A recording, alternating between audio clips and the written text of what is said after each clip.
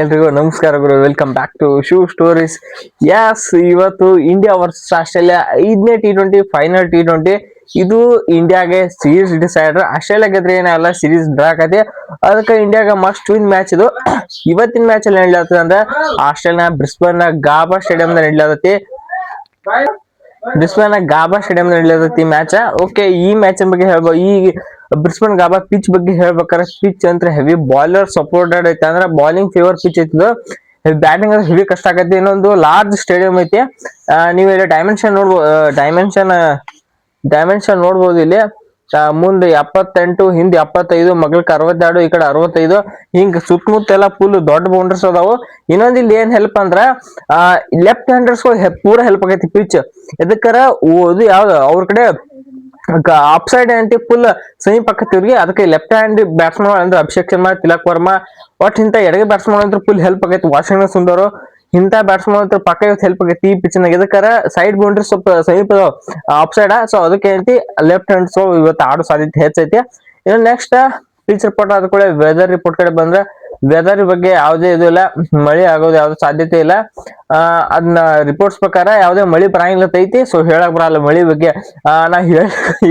ನಾವ್ ಬರಲ್ಲತ್ತಂದ್ರು ಬಂದ್ರು ಹೇಳಕ್ ಬರಲ್ಲ. ಸೊ ಮಳಿ ಬಿಟ್ರೆ ನೀವು ಓಕೆ. ಇವತ್ತಿನ ಮ್ಯಾಚ್ ಪ್ಲೇಯಿಂಗ್ ನೋಡಿ ಅಪ್ಡೇಟ್ ಅನ್ನಕ್ಕೆ ಐತಿ.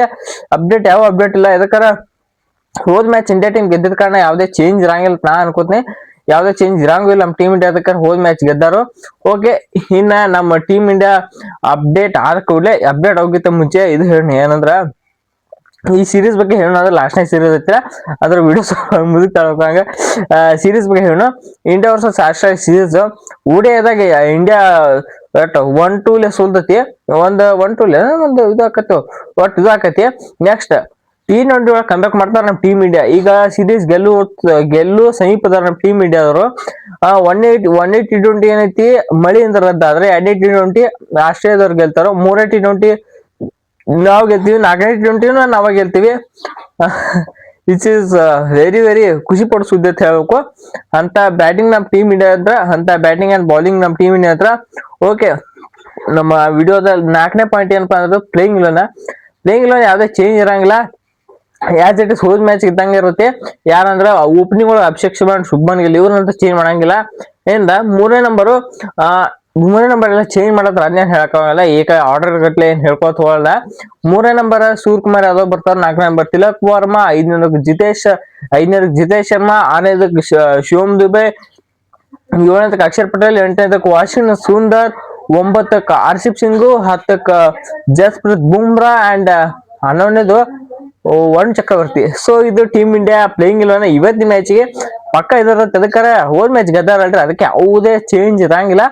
ಚೇಂಜ್ ಇದ್ರು ಯಾವ್ದೇ ಚೇಂಜ್ ಇರಂಗಿಲ್ಲ.